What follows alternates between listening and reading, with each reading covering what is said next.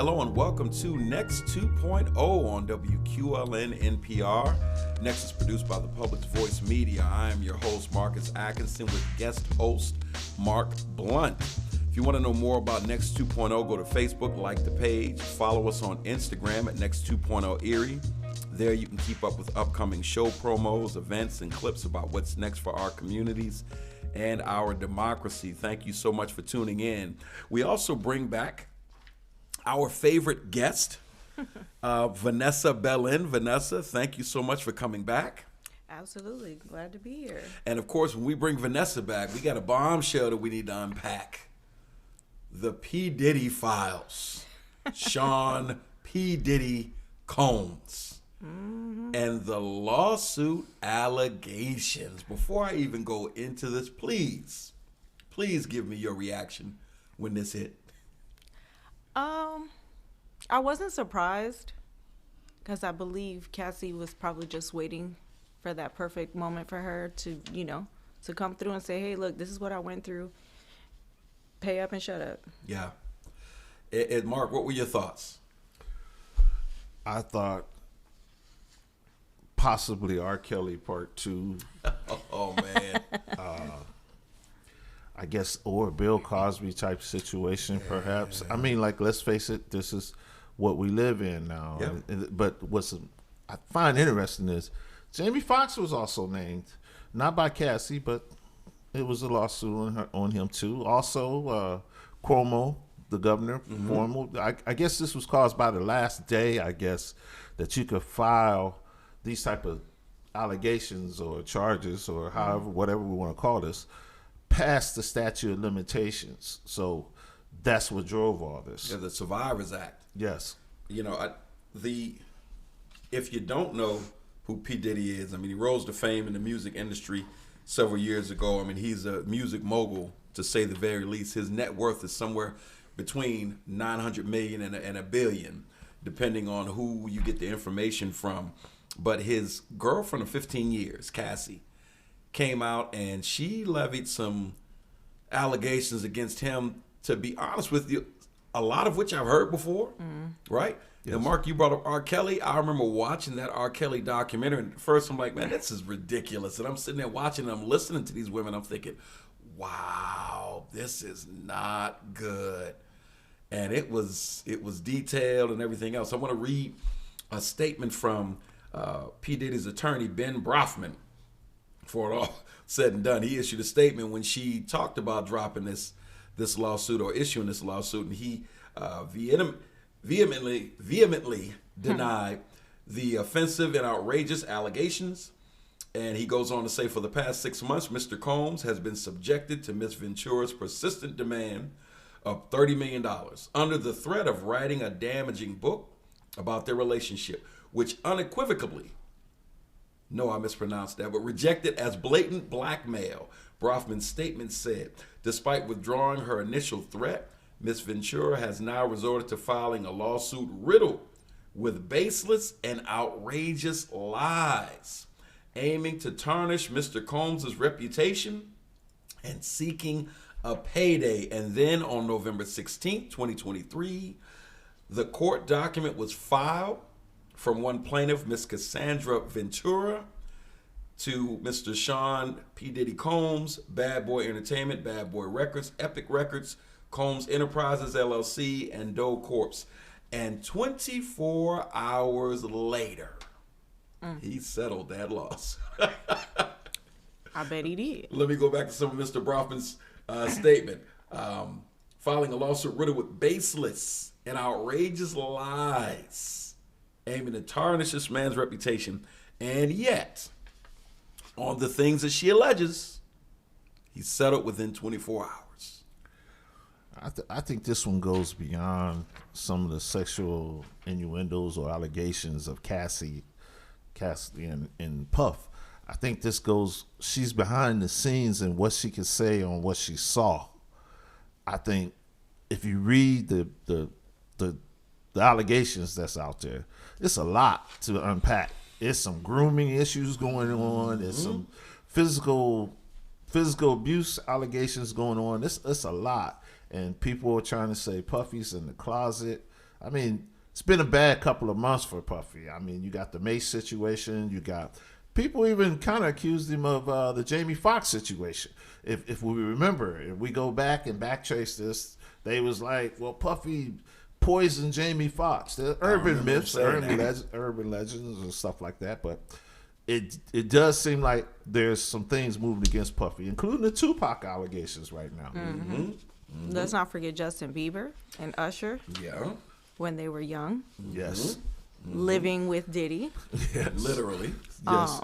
And they show like clips and how when you go back and look, you're like, damn, they kind of do look a little uncomfortable. Yeah. Yeah. And kind of standoffish in a sense, and that just kind of makes you wonder. I'm waiting on the young artist Sammy to come out. Oh, I forgot about him. Listen, when you look at this court file document, there are 35 pages to this thing. Yes. Some of you may be listening like, okay, so what does she allege? And there's no way in the world I can give you all of these bullet points. There's 190 bullet points to this 35-page document. Mm-hmm. But I would be remiss if I didn't give you some of them. So I'm going to give you some of these verbatim. Should we give an R-rated version? Well, this is let me say this. Let me say this. I mean, it says on the document, trigger warning. There we go. This document contains highly graphic information of a sexual nature, including sexual assault. Now, let me be clear about this. One, these are her allegations. There we go. Okay? We're covered now. These are her allegations. Right. Two, we read these. I read and again, just a handful of them.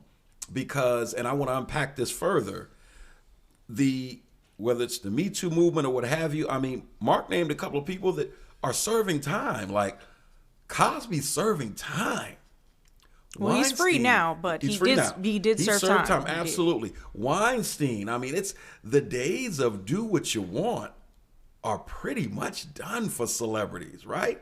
And so reading some of this, you don't have to be the boyfriend or girlfriend of a celebrity to be subjected to such treatment. Mm. And so that I want you to keep in mind, that some of these things, women around all of us right now, men around all of us right now, are being subjected to some of the same behavior. I go on for the first couple of bullet points. 1 and 2 just kind of outlines who Mr. Combs is. The second bullet point brings out something that I want to touch on before I read some of the other ones. In 2022, he received the Lifetime Achievement Award at the BET Awards. And during that acceptance speech, he said, I got to give a special shout out, thank you, love to the people that was really there for me. He named the number of people before adding, and also Cassie for holding me down in the dark times. Love. What y'all think about that part? I don't know if that's a smoking gun, but a lot of people say it is. It's a statement in hindsight. But I do believe that the errors is catching up. Whereas what we did in our youth may not be the appropriate thing for today.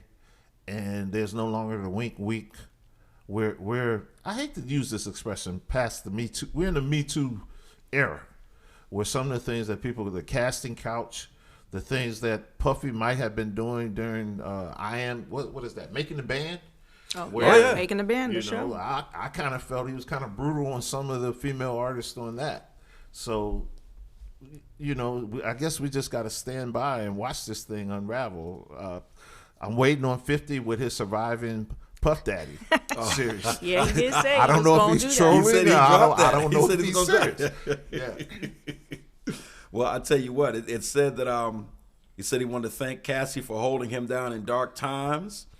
Bullet point 3 goes on to say, the truth, however, is that Cassie, Miss Cassandra Ventura, was held down by Mr. Combs and endured over a decade of his violent behavior and disturbed demands. For Miss Ventura, the quote-unquote dark times were those she spent trapped by Mr. Combs in a cycle of abuse, violence, and sex trafficking amongst other violent and unlawful acts. Let me read you a couple of these bullet points. Mr. Combs allegedly, 1, raped Miss Ventura in her own home after she tried to leave him. 2, often punched, beat, kicked, and stomped on Miss Ventura, resulting in bruises, burst lips, black eyes, and bleeding. 3, blew up a man's car. I'm reading this verbatim. blew up a man's car after he learned that he was romantically interested in Miss Ventura. 4, forced Miss Ventura to engage in sex acts with male sex workers while pleasuring himself, and I'm being playful with the words there, and filming the encounters. 5, ran out of his apartment with a firearm in pursuit of a rival industry executive whom he learned was nearby. 6, demanded that Miss Ventura carry his firearm in her purse just to make her uncomfortable and demonstrate how dangerous he is. And 7, introduced Miss Ventura to a lifestyle of excessive alcohol, substance abuse, and required her to procure illicit prescriptions to satisfy his own addictions. Thoughts on those? And this is page 2. Page 2, right, ladies and gentlemen. That's a lot. It's quite, and I can appreciate them putting that trigger warning for those who've experienced some of those things that are alleged in those documents. It is triggering. Mm-hmm. I mean, I couldn't go through the whole 35 pages because it is triggering just for me, from my own experiences. But that's a lot. That's a lot. And he wasn't that young when he started pursuing Cassie. He was over 35 years old when he started pursuing her. And she was 19. She was 19. Some people use the grooming word again. Yeah. And I tell you, you go to point number 10 on page 3. Over the years, Mr. Combs abused Miss Ventura physically and sexually. She again and again tried to escape his tight hold over her life every time she hid. Mr. Combs' vast network of corporations and affiliated entities found her, and those who worked for Mr. Combs' companies implored her to return to him. Many went as far as to explicitly state that her failure to return to Mr. Combs would hinder her success in the entertainment industry. And so one of the things I wanted to unpack, glad you said that, Vanessa. I'm hearing a lot of victim shaming when I talk to folks about this. It's about money. Why she wait so long? As I'm reading this, the girlfriend of this powerful figure who uses his vast network, according to the documents, right, to lure her back in. I know women of locally powerful men that have gone through that right here. Yeah. Why are y'all acting like this is new? And the whole idea, speak to the idea of why didn't she just leave, Vanessa? Give us your thoughts on that. I mean, how do you leave one of the most powerful men in the music industry? One, and he's shown her time and time again, allegedly. He has kept showing her how he has the power and control over her life. I mean, even to the point where if she went to the doctors, the doctor was emailing her information to his email address. Like that, that's a Hippo violation. Yeah, definitely. It is. I'm surprised Hippo wasn't mentioned in this document, because that was such a violation of just her body, her mentals. Mm-hmm. I think a lot of times women think about leaving. They may come up with all these plans. They may talk to somebody super close to them, but talk themselves out of it because of what could happen after. Mm-hmm. What is her life going to be like? Is she going to be living on the run? That's a good point. What is her career going to look like? Is she going to ever make money again? Will she completely be blacklisted or blackballed from pursuing any type of career, whether it be modeling, music, anything? So it's a lot. The one thing that in these type of cases that you don't like to see happen is the deflections. To me, it doesn't matter why she didn't leave. The issue is, did this happen or did it not happen? Right. Because also we have an NDA that's involved, the non-disclosed thing signed by Cassie. I like to know, did Mace have an NDA? Yeah, good question. Did Justin or Usher or Sammy have an NDA, or who has these and why did she have one? Also, there's speculation that she may have been paid $500,000 a month at one time to be Puffy's girlfriend and a brother love, like he liked to be called right now. And then it was reduced to, she walked away from $250,000 a month.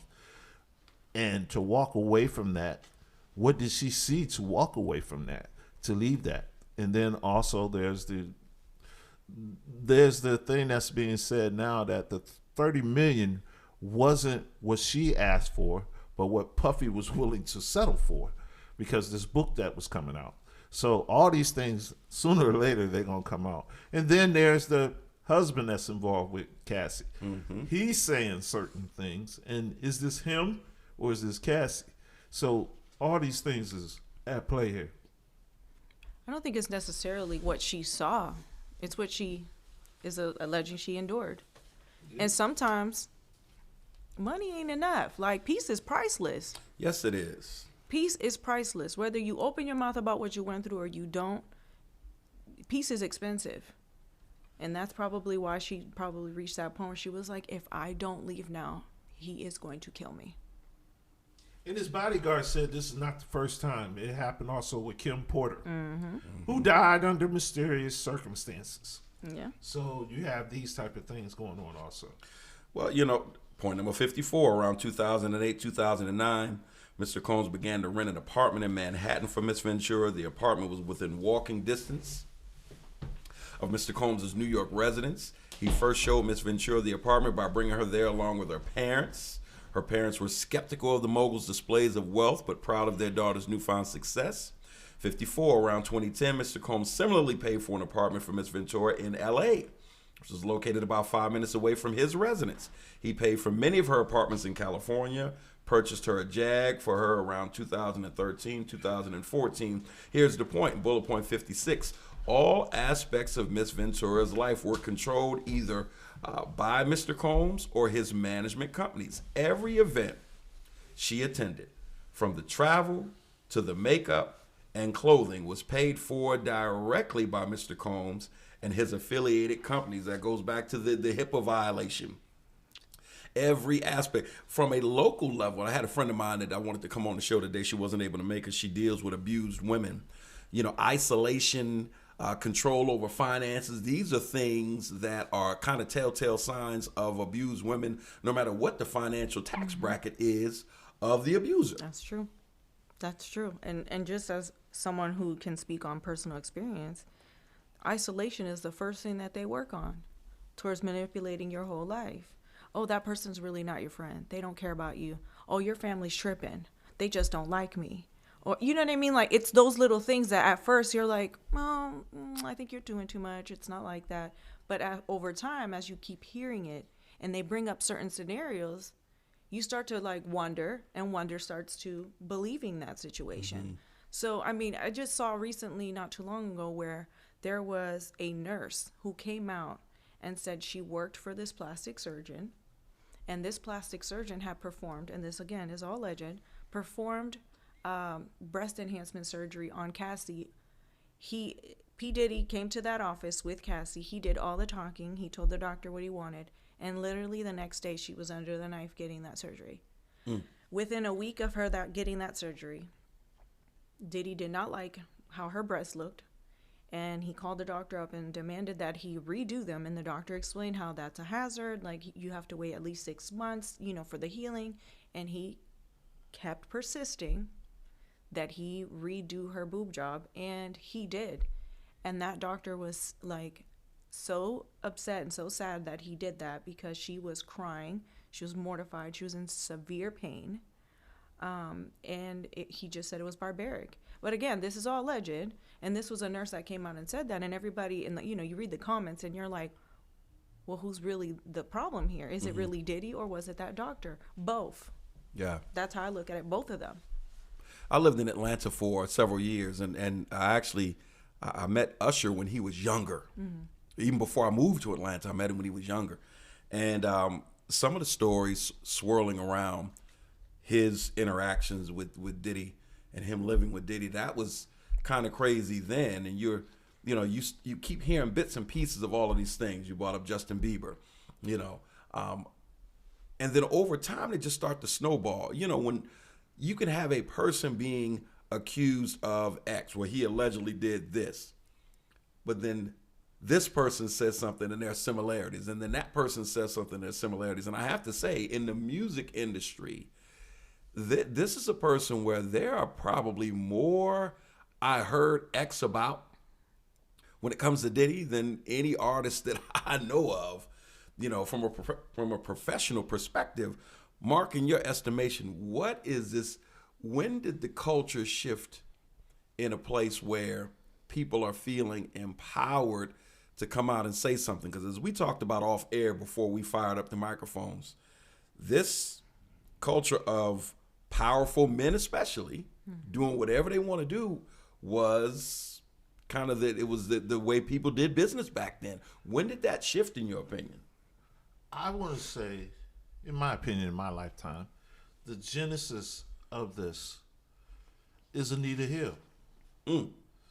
Because that was one of the most powerful dramas that we've seen play out. Here's a Supreme Court nominee, and here's a lady that said, I was traumatized or I was abused or whatever she was claiming, and it put a halt in the whole nation for a while was watching this trial. To me, it ended up it was never resolved. Clarence Thomas moved on, and Anita Hill moved on in her world. And then now you could also say Monica Lewinsky, her situation with Bill Clinton, and the list goes on. Stormy Daniels now with Trump. The list goes on with this thing. With this thing, and I believe Anita Hill was one of the first. And then when Cosby went with what he alleged what he did, and someone was actually put in jail for this, I think that was a landmark movement that happened. Yeah, I brought up Weinstein and Epstein. Those are the two that to this very second, and I'm not trying to be funny. When powerful, rich white men get locked up for something other than financial crimes, there's something going on. Yeah. And Epstein, you look at all the people he was connected to, and it's like, ooh, this can get ugly real fast. I just watched an interview with Prince Andrew, and the lady was grilling him about, can we dig into you being on this list? And he was trying to dip and dodge. She was like, nah. I want to know more about this. Because the young lady that was talking about him, her story was rock solid. She had photos. Yeah, I never saw her before. Well, here's the photo. And so this dragnet of powerful men goes back to what we said about the president. When the president had his little thing with, just grab him into so-and-so. Mm-hmm. He said on the stand, listen, this is just locker room talk. And to his point on that, I'm like, these dudes did get away with whatever for years. Just think about the people around them. Who was protecting these women when this was happening? Now one person, because there was men involved, that doesn't mean there wasn't any women around too that was watching this happen. And they could have been, probably scared. I don't know. But it's like, when is enough enough? Like, when does someone step up and say, oh, no, you're out of pocket, you're out of line? Who was doing that for Diddy? Who was his true support saying, you're messing up? You're going to go to jail. You're going to mess around and kill that girl. Like, this needs to stop. You need help. You have daughters. Mm-hmm. Yes. You have daughters. That part. Like, when was someone going to do that? No one did that. You know what I mean? And I think that's why women a lot of times don't even step up, because they're like, who's going to believe me? Especially when there was nothing but witnesses around to see this. Right. And the diabolical thing is, that's where the separation happens. You surround yourself with yes people, and you separate her from her support. And I guess hence the word, that's where the grooming starts. And that's where the abuse starts. And no one that's around you, they all want the bag. They don't want to upset the bag or their support that Puffy was financing, or allegedly financing, or allegedly if these things was happening. So the blind eye, and again, I say it was a cultural thing because it shifted. It's not okay. There was people in the room when Ike was abusing Tina. Yes, there were. And now I think that even played a part in it. Yeah. Because the backdrop is that also. The Ike and Tina story, once she revealed her story, I think it did. It had a ripple effect to other women. That's not going to be me. And I'm not going to be the poster person for that type of abuse. Mm-hmm. And it empowered certain women. And again, the Cosby, when the lady came back out, that was a powerful figure, whether you believe it or not. And again, we used to laugh at these Spanish fly jokes, and people were knocking out Cosby. This was on his album. What he was saying, what he was doing, and it was funny at the time. Well, it's not funny now if these were the things that were going on. And Hannibal Buress, the comedian, was putting them out there at the time. And Hannibal Buress is not a big name. Yeah. And people were taking it with a grain of salt. But I forgot all about it being on his album, Marc. You're right. That was all in here. You know, you talk about being blackballed and being able to go about your business, you know, in the music industry. And am I going to be able to feed myself when everything is said and done? You know, that is on people's minds. You know, when it comes to a situation like this, you had me, I was thinking of something as you were talking and I lost it, you know, to kind of go along with that point.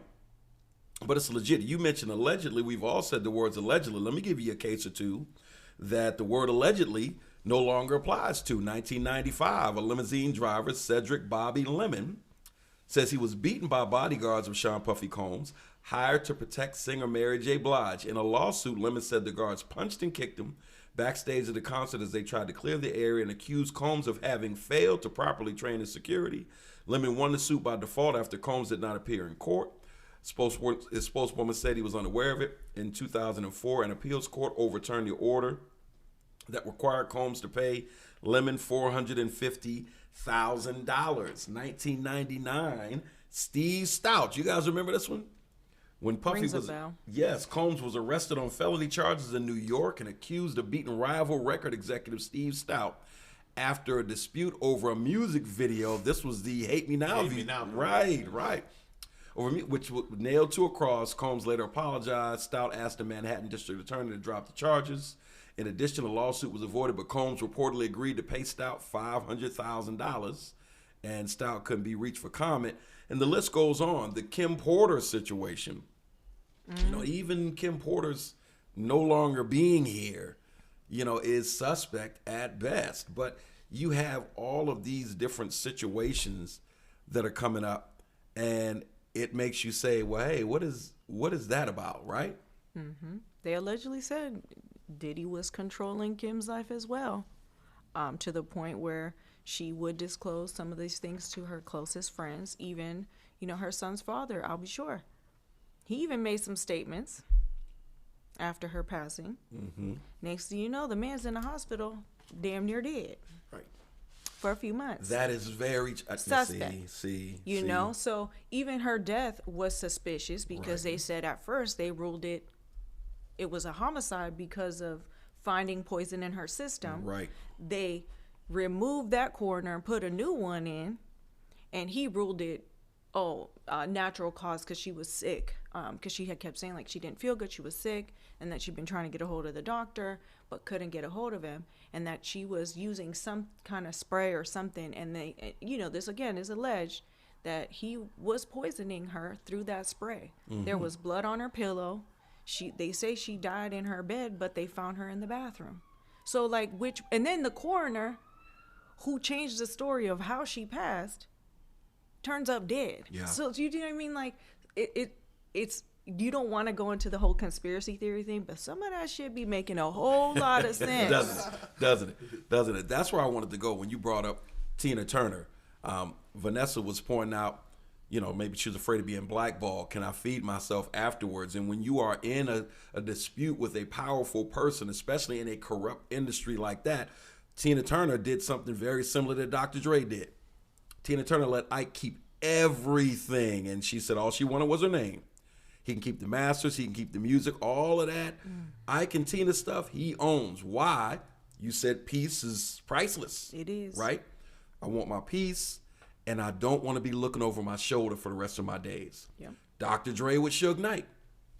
I want my peace, and I don't want to look over my shoulder for the rest of my... He can have all of that. Dre, that's a lot of material.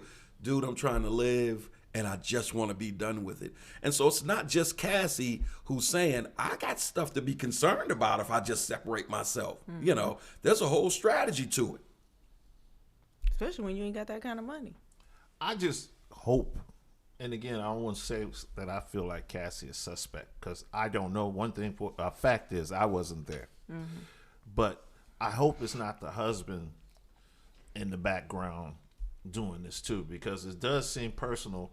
But however, if it had happened to my girl and I did know this, I think I would do the same thing that he would be doing. Absolutely. So I don't have no hate towards it, but again, that I believe there's all kind of dynamics on this, and then at the same time, Puffy gave those royalties back to his artists, or he gave the masters back to his artists. His artist's been saying for years he's been ripping them off, and even that story, they say it's not what it appears to be. He gave them up because it had ran out. Yeah, the time where you could profit off of it, and it goes back to the office to the artist. It had expired. Yeah. So it's not what it appears to be. He got all the usage out of it. So there's a lot of smoke with Puffy right now, man. Yeah. It's a lot of smoke with him. Well, Aubrey O'Day. I was just about to go there. Danity Kane. She refused to sign an NDA. She was like, nope. And she's been talking shit about that man for years. She has been. And she's been saying that the time is going to come where he will be exposed. And she was all in support of Cassie when this came out. And she has a story to tell too, and she's like, I don't care about the masters. Not like, I'm not signing shit. I'm going to keep talking until he is truly exposed. So is it all eyes on Mimi? Is her name? Who's the new girl right now? Isn't it Mimi, or it's a Young Ma or something like that? I'm old. I don't know. What? That's dating Diddy? Carisha, Young Miami. Oh, that's right. And she has a whole show. Because who put her on? Yeah. If you're doing it, if you did it once, and this is who you are, it's who you are, and it's gonna be out there. You're gonna do it again. Yeah. I mean, money is a lot like this microphone. All it does is amplify. Listen, the microphone helps more people see or hear what my voice sounds like. It helps more people hear my thought process. It amplifies it, and so it goes beyond just you three, right? Yeah. But it doesn't change anything about me. It just amplifies. And money does that with people. The person who gets all of this money and all of a sudden they're giving away to all of these people, and they were giving before they had money. Money just amplifies the fact that they're a giving person. And the person that allegedly rapes and pillages and whatever else, when he or she gets money, that's who they were before they got money. Right. So I'm with you on that. At the end of the day, to some extent, this speaks to who you are as a person. But the daughters thing, when you said that, I'm thinking, I got daughters. What?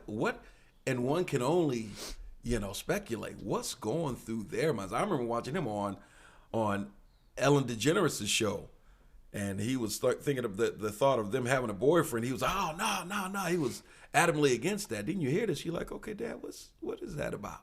Right. I mean, if he's done the majority of the things that have been said about him, he's probably thinking that other men might be like that towards his daughters. You know what I mean? And I hate to say that karma comes around. It does. But a lot of times, the person who was doing all these, heinous things to other people, at times learn what it feels like when they find out that their daughter or their son has experienced such a traumatic experience with somebody else, because that's kind of the way of how you pay for it.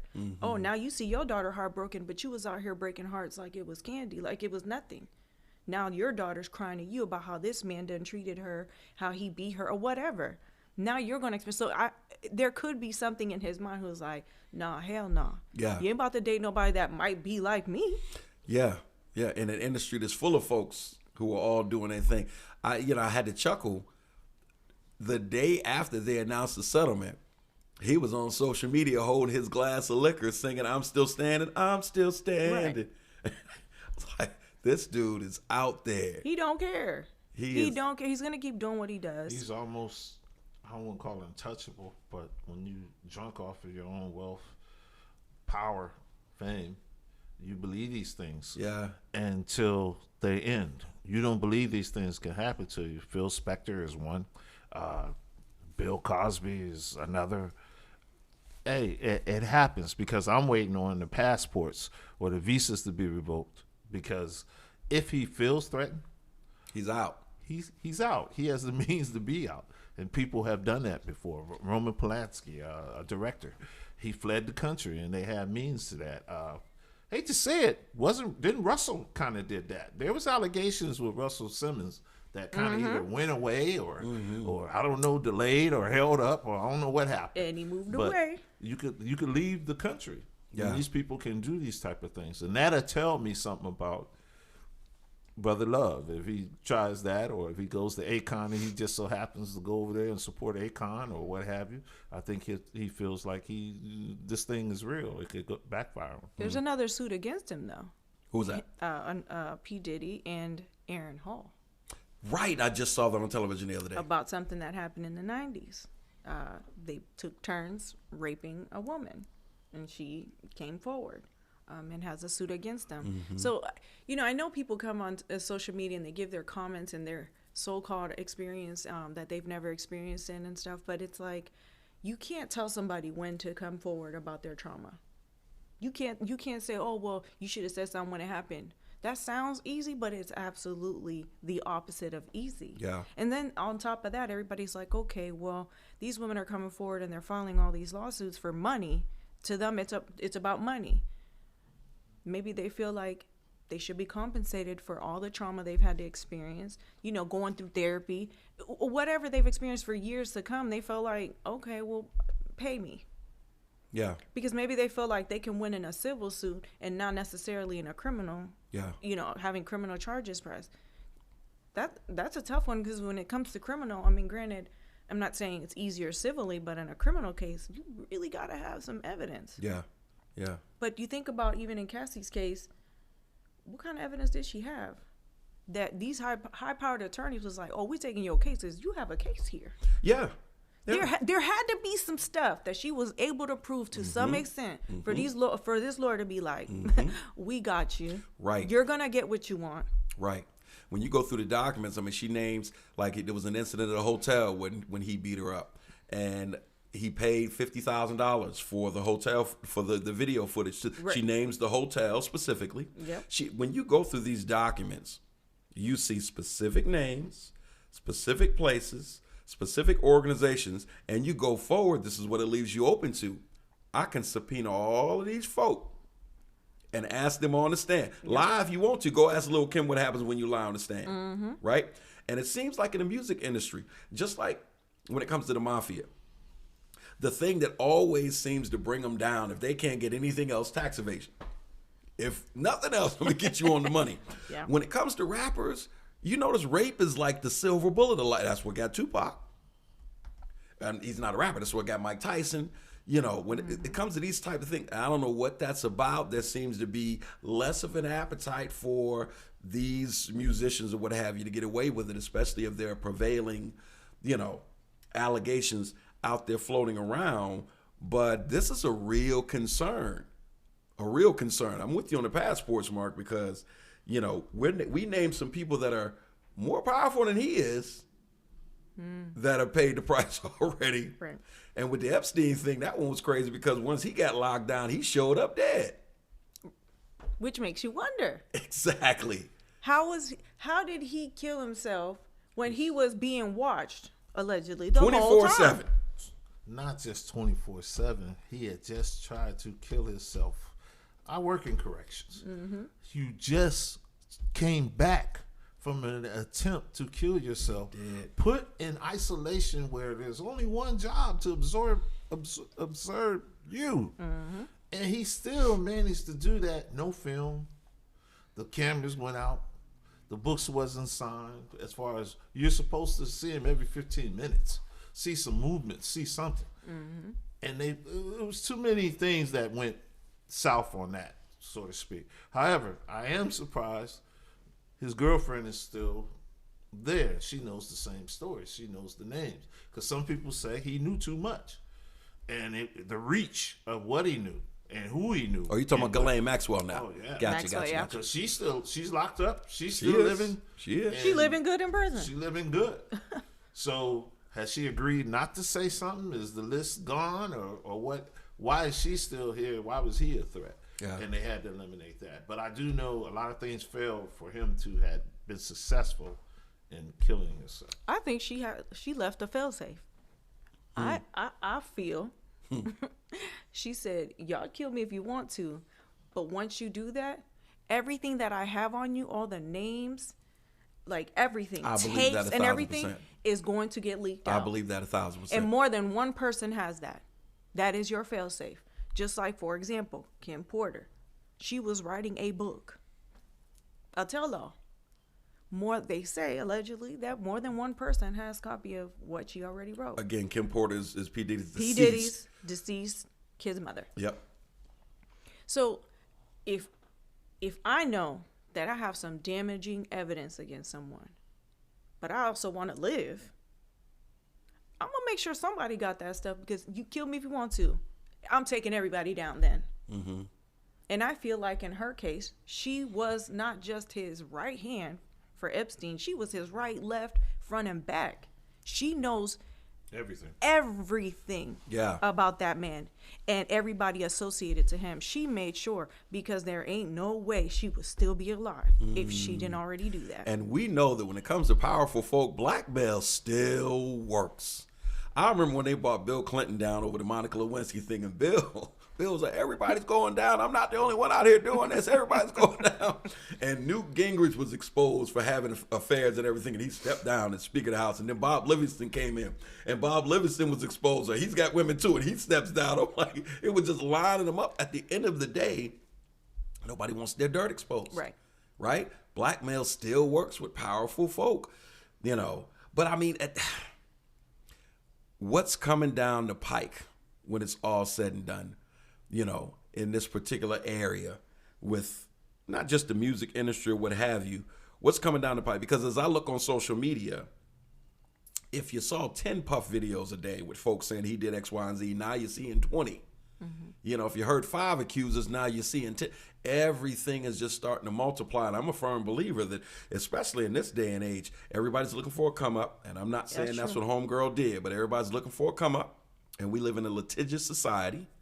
I think that those who were genuinely violated are really contacting their attorneys. Mm-hmm. Hey, let's get my documentation together. I think that anybody who, remember Eddie Murphy in Raw when he was talking about getting into a fight at the bar and folks sue for their sprained eyes from the disco ball. You know what I'm saying? Everybody except the person he got into a fight with sued him. I think some of that is about to happen. And I think that overall, he won't be the only one. I think some of these other people that we're naming, folks are going to just start lining up. Well, I'm curious. Also, there's that, I think he's a retired football player. I cannot remember his name. But recently, there was a suit filed against him. Same thing, something similar, sexual assault or of some sort, in college. From like 94, this woman has come forward, files a suit against him. And he has blatantly said, I never touched that girl because she had a boyfriend. Marcel Swy, I believe that's his name.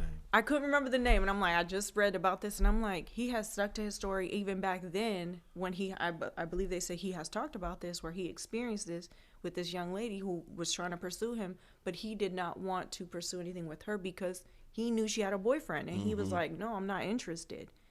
And now, years later, she's bringing this up and saying, like, well, he raped me. It happened in 94. There's a few other people, I think in the music industry as well, that have been named a different lawsuit, but for sexual abuse, rape, things of that nature. So you're right. I do think it's just going to keep coming. It's going to keep coming. I just hope that those women or men, whoever, that are coming forward are actually being honest and telling the truth and not just trying to get a come up off of this. Yeah. Because it does make it harder for those who are true victims to come forward. Mm-hmm. It's like the person crying wolf. You want to believe them, but how do you when now you got all these people coming and kind of saying something similar, which I know people felt the same way when it came to Bill Cosby. Oh, how these 30 women saying the same thing? Well, because they experienced it. Yeah. But it's like they all had similar stories. Yeah. So it does make it a little harder to believe. But I just hope that people are trying to do right by themselves. And, they are the victim. And be honest about it. I know our intern John is silently recording this, but we recorded a segment not too long ago, and you made a very similar point about the internet, about social media. It's the good, the bad, and the ugly. And the bad is misinformation, people lying. It just gives a platform to everybody. And listen, before there was social media, there were the people that slipped at McDonald's and, oh, my neck, my back, my neck, and my back. Right. That's right. And they wanted that check. And it just, it never fails. But I think that in that conversation that we had when I was talking to my interns, one of the things I said was that in some ways social media is kind of the great equalizer, and this is one of those things where it's the medium of choice that helps give rise to the fame of a lot of these celebrities, or add to the fame of a lot of these celebrities at the same time. Live by the sword, die by the sword.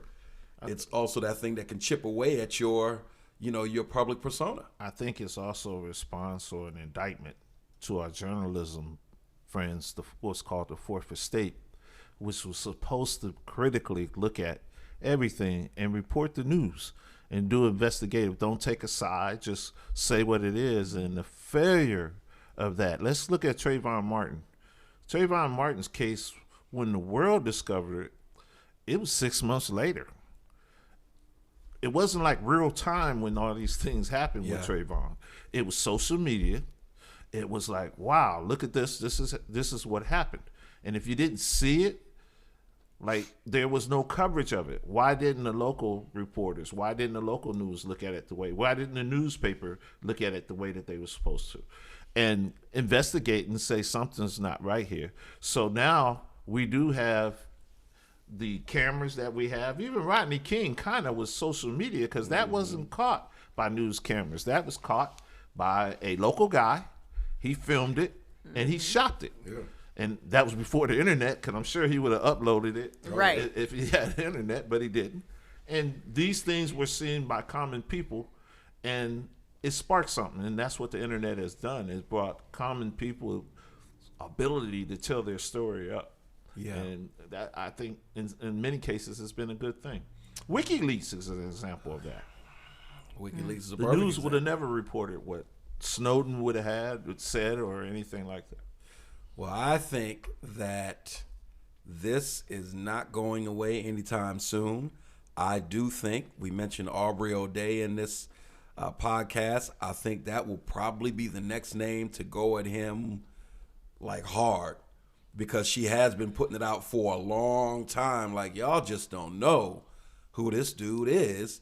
And that's the first person that a lot of people ran to talk to when this all went down, because she's been putting it out for a while. There's some security guards. That's right. Roger something, or I can't remember his name. Big guy. He's been talking. He's been talking. He's been talking for quite some time. P-Diddy out there saying that he paid the $1 million bounty on anybody that hit Pop or should. And so you have these allegations. Gene something, I think, is the body. It's like Roger Gene or something to that effect. He's I the can't remember bodyguard. his name. But he has said, I'm going to tell my story. Mm-hmm. And he's like, I don't care. He's like, he had said something about, like, I guess he must have went through something, and Diddy showed that he really wasn't his friend at some point. And he has decided that he is going to come forward. And he kind of, in a sense, confirmed some of what Cassie has put in her allegations. But he is going to be telling his story. So I don't think it's just going to only be people who have been victimized. I think people that have actually, witnessed some of these things are going to be coming forward. Mm-hmm. And I know on Aubrey O'Day, she said, I ain't the only one on this from this group that's going to be saying something. Yeah. There's a couple other girls who did not sign the NDA, and they're going to be coming, from what she has mentioned, coming forward, possibly a book, And one of the things I wanted to touch on is I saw that Diddy was removed from like the board or something like that from the charter school in Harlem that he is like a huge part of, especially financially. And it kind of started this conversation at home of, is that fair? Is it fair that you haven't been convicted of any crime? You didn't lose in court civilly. You just chose to settle out of court. So is it fair to start losing deals, being kicked out of boards, or things of that nature? And I'm like, I guess yes and no. Yes and no, because if you did these things, you deserve what comes after that. The repercussions of not being on a board, not being, the face of any brands. I mean, his clothing line has been removed from Macy's. Yeah. They said we cut ties. Yep.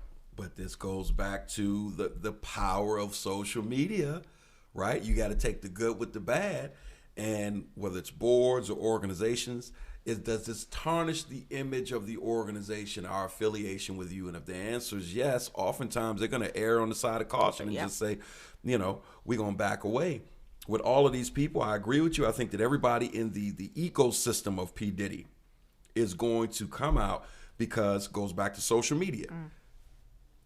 It gives everybody a potential market, right?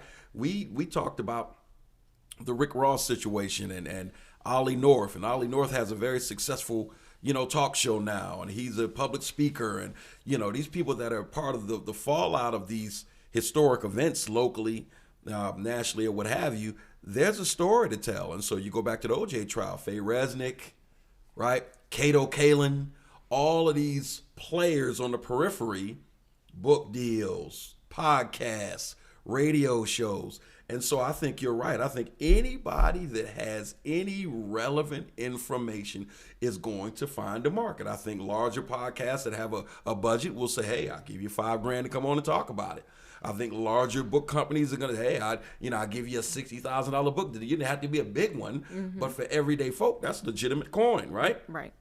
That goes back to the drawback of social media. It creates a market out of salacious material, and it's always been one. But back in the day, it was the Inquirer, the tabloids. Right. Now it's like, nah, you can have your tabloid in your living room. Right. You don't have to leave. You just turn your phone on and start recording, Right. and now you got an audience tuning in to what you're talking about. Yeah.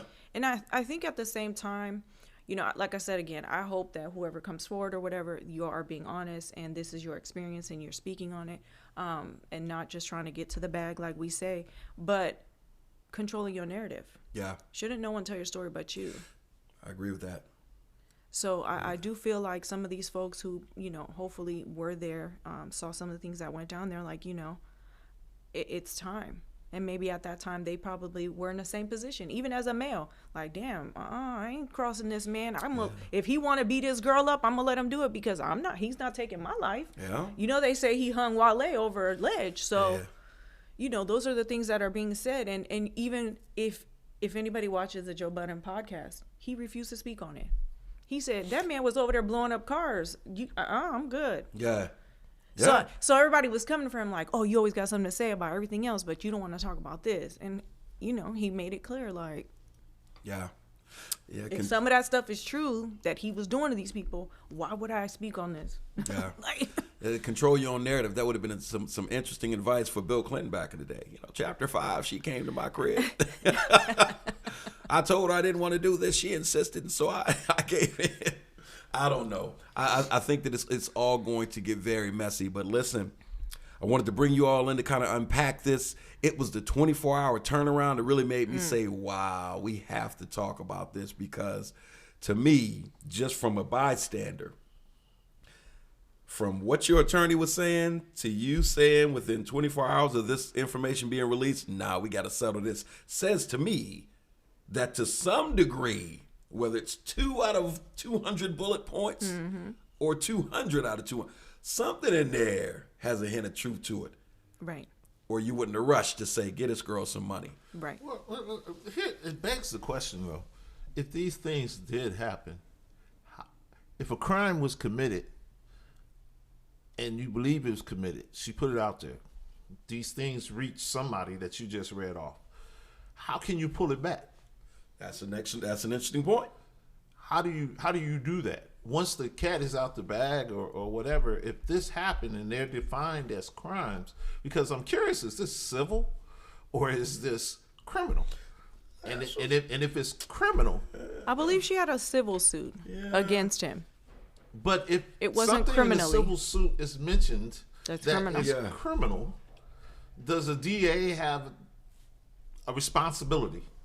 A whatever to go on with the charges. Marc Let's is just say opening up a whole new if show. rape happened, if she was raped, because really, once you cross state borders, now the feds, hey, that's like wiretapping. I mean, like, hey, let's look at it like this. Right. We know people doing life for less. Yep. Absolutely. He crossed state lines and forced her to have sex, what they say, with workers. If that in case happened, that's a Fed charge. Yeah. There are people that have been convicted of raping their own spouses. Yeah. Right? That's true. Marc, that to me is a follow-up show, because you're right. If half of this stuff is true, shouldn't somebody be investigating? Because laws have been whether you pay or not.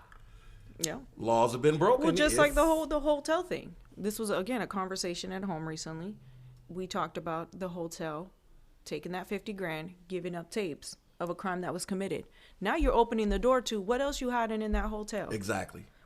What if other crimes have taken place and someone reported it and detectives are investigating, they couldn't get anywhere, and they're like, oh, well, so now you've been selling tapes. Right. So now you're interfering with an investigation of a criminal crime. So evidence. it does open up the door to other things. I'm just curious, because who filed the charges against R. Kelly? Who was his? Who did it? Interesting. It wasn't the girls allegedly that we seen in the surviving R. Kelly. It wasn't that. Yeah. It wasn't a girl in the video. I think it was the Was the it? state? I thought Yeah, I she think was it was the paid. state. I thought she was paid something, and it wasn't. And the first time, I didn't even think she testified because we never knew her name. And I believe they said it was like Sparkle's niece or something like that. Yes. Yeah. Yes. That was her. That out Yeah. later. That was her. But I don't know if she filed the charges. It was the charge was actually on some type of pornographic tip. Yeah. Once it was discovered that this video existed, the state came in. They sure did. And filed the charge. They She sure was did. what, like 14 or something? Yeah. Because I do believe the She state was. She can was come 14. in and file charges, because we know, like, for example, in domestic violence situations, a lot of times that person does not want to file because they're afraid or whatever. But the state's like, well, we don't care what you don't want to do. We're filing charges, and now this person is going to jail and is going to have to face a trial. Well, that's how Trump ended up in the situation that he's in with Letitia James, right? Some of these things, people talking about it on CNN and Fox News, and she was like, well, whoa. Some of these things are a crime in the state of New York. Mm-hmm. And we're going after it. You guys can talk about it like it's just news, but some of these things are crimes. Actual We're going crimes. after it. And if it is some tapes out there or what have you, I don't know if this is done. And I don't know if this is falling on deaf ears, because let's go back to Michael Jackson era. His house was raided off of something that was said. Mm-hmm. And the blueprint is, he's kind of laid down. I'm not saying Mike did any, I'm not saying that. I want everybody to know that. Right. But he laid down the blueprint by saying, look, the amount of money that I could pay to get rid of this is worth it to me to have what we just said earlier, peace. Mm-hmm. I don't want my life out there like this. I don't know if he's hiding something, or I don't know if he didn't. It was worth it to him to pay for the peace. I don't know that. Well, I'll tell you what, stay tuned, because there was some examples that were given at the latter part of the show where the state, the feds, or whomever did come in and say, we're going to take this and grab the wheel because if there's crimes committed and it's found to be credible, because the hotel thing, that's legit. Rape, that's legit. Like, if these things, somebody has to be in the background saying, no, wait a minute, that warrants an independent investigation. So you gave her the money, that's fine. We need to get her story on that one, because if that happened, and you're right, especially if you cross the line, that's a whole different discussion. And especially when you have more than one individual telling something similar. You're like, wait a minute, something here has got to be true. Yep. Because like I said, there's another woman who's come forward from the 90s and said she was raped by Diddy, but she was also raped by Aaron Hall, because they took turns. Which he's another one that, people are like, well, he's always been open about how, like, his how sexual he is, and kind of how, I don't know, I guess pushy and persistent in a sense. And nobody, everybody's, and everybody's like, oh, that's okay. Now it's not. It is not. Because even his son's mother has come forward. Gloria Velez, she was on a podcast, or she has, I think she has one, talked about being groomed. And how she was underage. She was 17, pregnant by, a grown-ass man. Mm-hmm. And he knew how old she was. Mm-hmm. Aaron Hall is bragging about he is. Puffy watching him have sexual that too. encounter. But could it be exactly what we just said? Is he looking at this as a moment to become relevant again? Because he's been irrelevant for so long. For a long time. Or did the stroke that he had really affect his mind?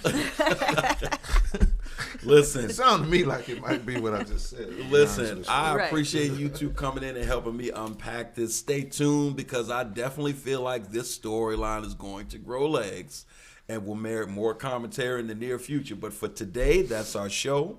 Tune in next time for more discussion and analysis with local and national guests. Remember, Next 2.0 streams on Fridays on all major podcast platforms and the fourth Sunday of the month at 4 p.m. on WQLN NPR 91.3 FM. I'm Marcus Atkinson. Come and join us again so that you can hear more about what's next for our communities and our democracy. Peace. Peace. Peace.